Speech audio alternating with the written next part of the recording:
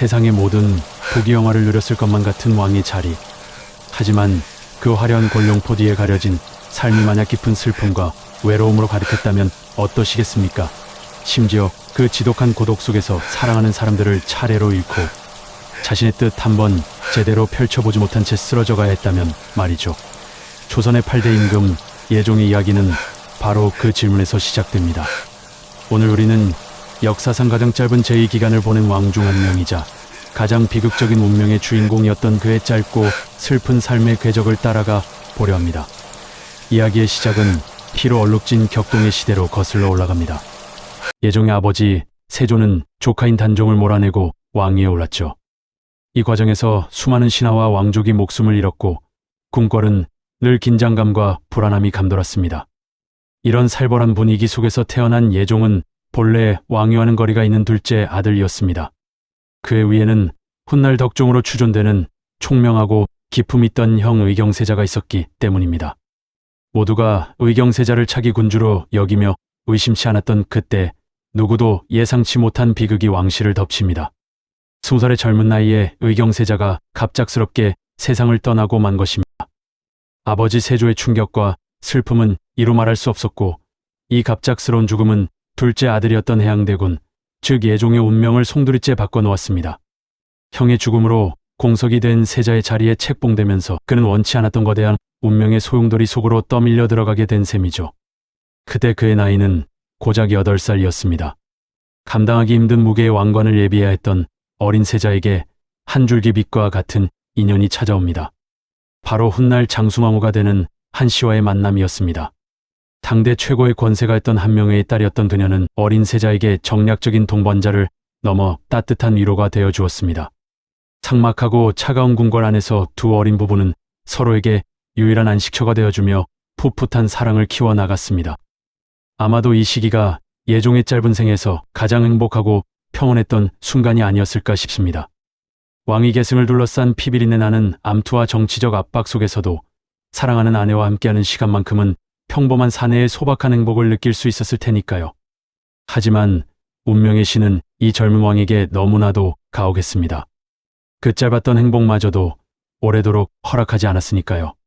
세자빈 한씨가 원손, 즉 왕실의 첫 적통 후계자를 잉태했다는 소식이 전해지자 온 왕실이 기쁨에 휩싸였습니다. 그러나 그 기쁨은 곧 끔찍한 비극으로 바뀌고 말았습니다. 17의 어린 세자빈이 출산의 고통을 이기지 못하고 아이를 낳은 직후 세상을 떠나고 만 것입니다. 설상가상으로 어렵게 태어난 원손 인성대군마저 곧 바로 어머니의 뒤를 따랐습니다. 불과 며칠 사이에 사랑하는 아내와 그토록 고대하던 처자들을 모두 잃은 젊은 세자의 심정은 어땠을까요? 19살의 예종이 겪어야 했던 상실의 고통은 단순히 개인적인 슬픔을 넘어 그의 삶 전체를 뒤흔드는 거대한 그림자의 시작이었습니다. 이 비극적인 사건은 그의 마음에 깊은 상처를 남겼을 뿐만 아니라 가뜩이나 위태롭던 그의 정치적 입지를 더욱 흔드는 계기가 되었습니다. 사랑하는 이를 지켜주지 못했다는 무력감과 왕실 후계의 공백이라는 현실적인 위기감이 젊은 왕의 어깨를 무겁게 짓누르기 시작한 것입니다. 아직 첫사랑을 잃은 슬픔이 채가시기도 전에 텅 빈 왕비의 자리를 채워야 한다는 목소리가 궁궐 안을 메우기 시작했습니다. 국본을 안정시켜야 한다는 거창한 명분 아래 예종은 또다시 한 명의 여인을 맞이해야만 했습니다. 바로 두 번째 왕비가 되는 안순왕후 한씨였습니다. 하지만 이 두 번째 국혼에는 애틋한 감정이나 설렘 대신 서늘한 정치적 계산만이 자리하고 있었습니다. 당시 조정을 장악하고 있던 막강한 권신 한명회의 딸이 바로 첫 번째 왕비였던 장순왕후였고, 놀랍게도 이 두 번째 왕비 역시 한명회의 세력과 깊이 연관된 인물이었으니까요. 결국 이 혼인은 젊은 왕의 상처를 보듬어주기 위함이 아니라 기존의 권력 구도를 더욱 굳건히 하려는 훈구 공신들의 견고한 포석이었던 셈입니다. 예종의 곁에는 사람이 아닌 거대한 권력의 그림자가 또 하나 드리워진 것이나 마찬가지였습니다. 사랑하는 아내를 잃은 슬픔 속에서 자신의 의지와는 무관하게 새로운 관계를 받아들여야 했던 예종은 이제 본격적으로 자신만의 정치를 펼치고자 했습니다. 아버지 세조의 강력한 카리스마 뒤에 가려져 있던 자신의 목소리를 내고 왕으로서의 존재감을 증명하고 싶었던 것입니다. 문제는 그가 마주한 현실이 너무나도 거대하고 차가웠다는 점입니다. 아버지를 도와 피로써 왕좌를 만들어낸 공신들은 이제가 20살이 된 어린 왕을 그저 자신들이 내세운 허수아비 정도로 여기고 있었으니까요. 그들의 눈에 예종은 아직 어리고 감정적이며 국정을 이끌기엔 역부족인 존재였습니다. 예종이 어떤 정책을 내놓으려 하면 원로 대신들은 하나같이 선왕의 뜻을 거론하며 그의 의지를 꺾어버렸습니다. 왕의 명령보다 수십 년간 다져온 그들만의 규칙과 유대감이 더 강하게 작동하는 기이한 상황이 매일같이 어전회의에서 벌어졌습니다. 젊은 왕은 거대한 산과도 같은 원로 대신들과 보이지 않는 전쟁을 시작해야만 했습니다. 그는 자신의 사람들을 등용해 힘의 균형을 맞추려 했었고, 공신들이 부당하게 차지한 토지를 환수하려는 등 과감한 개혁을 시도하기도 했습니다. 하지만 수십 년간 권력의 핵심에서 뿌리내린 노예한 정객들을 상대하기에 병약하고 지지 기반이 약했던 젊은 왕의 힘은 턱없이 부족했습니다. 그의 용기 있는 시도는 번번이 거대한 벽에 부딪혀 좌절되었고, 그럴수록 예종은 깊은 무력감과 외로움에 잠식되어 갔습니다. 텅 빈 편전에서 왕이 고독한 한숨 소리만이 울려 퍼지는 날들이 계속되었습니다. 누구도 믿을 수 없고 자신의 뜻을 펼칠 수도 없는 이 삭막한 궁궐에서 그의 몸과 마음은 빠르게 병들어가고 있었습니다. 엎친 데 덮친 격으로 예종은 어린 시절부터 알아온 지병이 점점 더 악화되는 것을 느껴야 했습니다.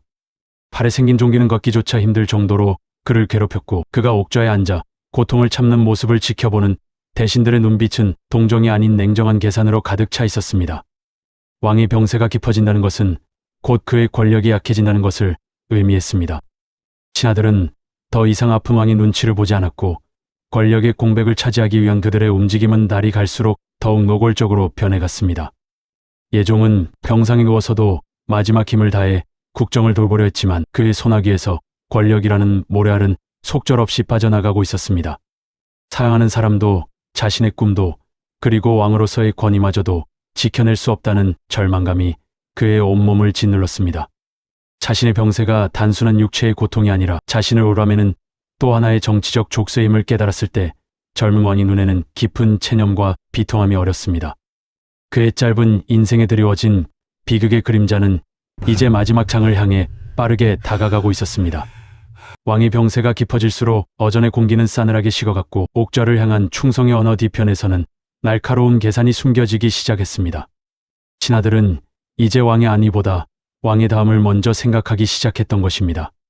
젊은 왕은 이 모든 기류의 변화를 병상에 누워서도 온몸으로 느끼고 있었습니다.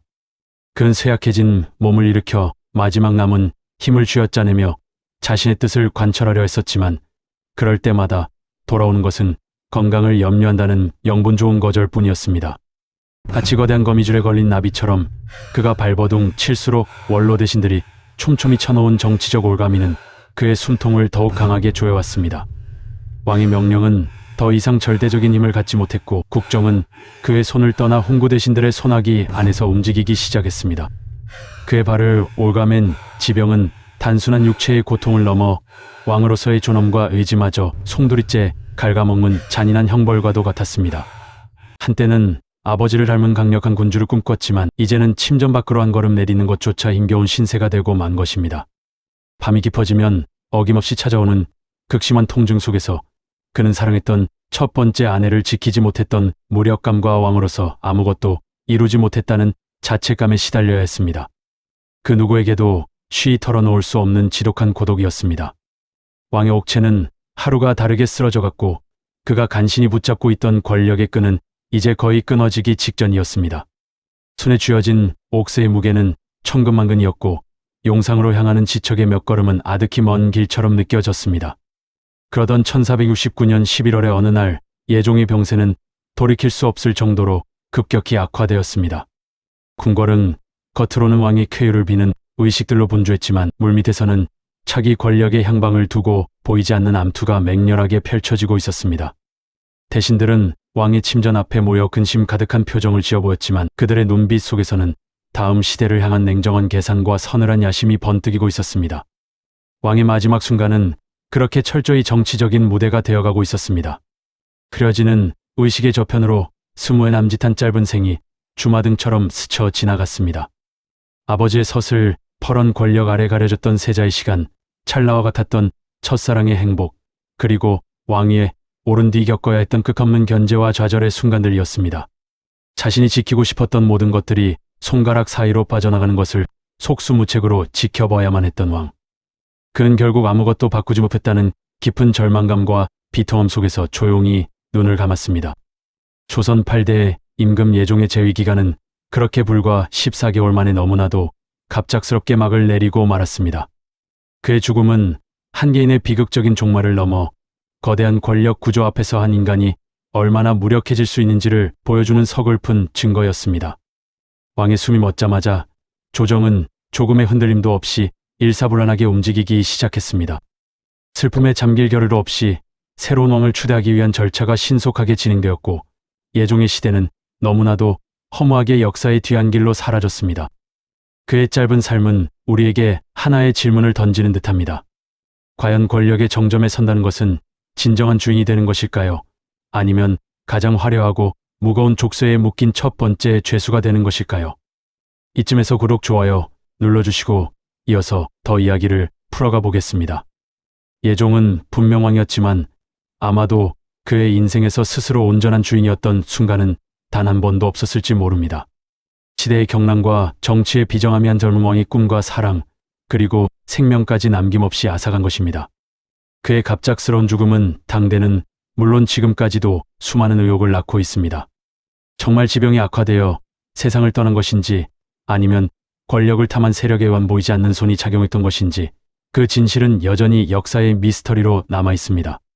하지만 분명한 것은 왕이라는 이름의 무게에 짓눌려 고독하게 쓰러져 간 한 청년의 비극이 있었다는 사실입니다. 그는 이 세상 누구보다도 가장 높은 곳에 있었지만 동시에 가장 외로운 사람이었습니다. 아마도 그 모든 회한과 비통함을 가슴에 묻은 채 그는 비로소 자신을 올가매던 모든 것으로부터 자유로워졌을지도 모릅니다. 왕의 굴레를 벗어던진 한 인간의 마지막 안식이었던 셈이죠. 왕의 권력을 손에 쥐었지만 정작 그가 알 수 있는 것은 많지 않았습니다. 훈구대신이라는 거대한 벽 앞에서 젊은 왕의 의지는 번번이 꺾이기 일쑤였죠. 문제는 그의 편이 되어줄 세력이 없었다는 점뿐만이 아니었습니다. 예종을 더욱 깊은 고독과 절망으로 몰아넣은 것은 다름 아닌 그 자신의 육체였습니다. 예종은 병상에 누워서도 마지막까지 국정의 끈을 놓지 않으려 애썼습니다. 어떻게든 아버지 세조가 물려준 강한 왕권을 지키고 자신이 꿈꾸던 정치를 펼쳐 보이고 싶었을 것입니다. 하지만 그의 미약한 저항은 이미 조정의 실권을 장악한 원로 대신들의 거대한 힘 앞에서 너무나도 무력한 몸부림에 불과했습니다. 왕의 명령은 궁궐 문턱을 넘기도 전에 신하들의 손에 의해 멋대로 해석되거나 묵살되기 일쑤였습니다. 어전 회의는 왕의 뜻을 받드는 자리가 아니라 신하들이 자신들의 기득권을 확인하고 왕을 압박하는 장소로 변질된 지 오래였지요. 젊은 왕은 텅 빈 용상에 홀로 앉아 자신의 권력이 눈앞에서 허물어지는 것을 무력하게 지켜볼 수밖에 없었습니다. 결국 1469년 11월 왕위에 오른 지 불과 14개월 만에 예종은 그 짧고 고통스러웠던 생을 마감하게 됩니다. 그의 마지막 순간은 과연 어땠을까요? 아마도 그의 흐릿해지는 시야에는 수많은 얼굴들이 스쳐 지나갔을 겁니다. 자신에게 천하를 맡겼던 아버지 세조의 강인한 얼굴, 짧은 행복을 뒤로한 채 먼저 떠나야 했던 첫사랑 장순왕후의 애처로운 모습, 그리고 낯선 궁궐에서 외로움에 떨었을 계비 안순왕후의 얼굴까지 말이죠. 그 누구도 지켜주지 못했다는 깊은 자책감과 왕으로서 아무것도 이루지 못했다는 비통함이 그의 마지막 숨결에 뒤섞여 나왔을지도 모릅니다. 그것은 왕의 죽음이라기보다는 권력의 비정함 속에서 철저히 고립되고 소외되었던 한 인간의 처절한 마지막이었습니다. 왕이라는 화려한 이름은 그에게서 사랑과 행복, 그리고 한 인간으로서의 자존심마저 모두 앗아갔습니다. 결국 그는 역사가 기억하는 위대한 군주가 아닌 시대의 거대한 파도에 휩쓸려간 비운의 왕으로 남게 되었습니다. 그의 짧은 삶은 우리에게 묵직한 질문을 던집니다. 과연 권력의 정점에 선다는 것은 한 인간에게 감당할 수 있는 축복일까요? 아니면 벗어날 수 없는 가장 무거운 형벌일까요? 예종의 비극은 그 답을 묵묵히 보여주는 듯합니다. 장시간 함께하여 주셔서 감사드립니다. 다음은 예종의 뒤를 이은 성종에 대한 진솔한 이야기로 찾아오겠습니다.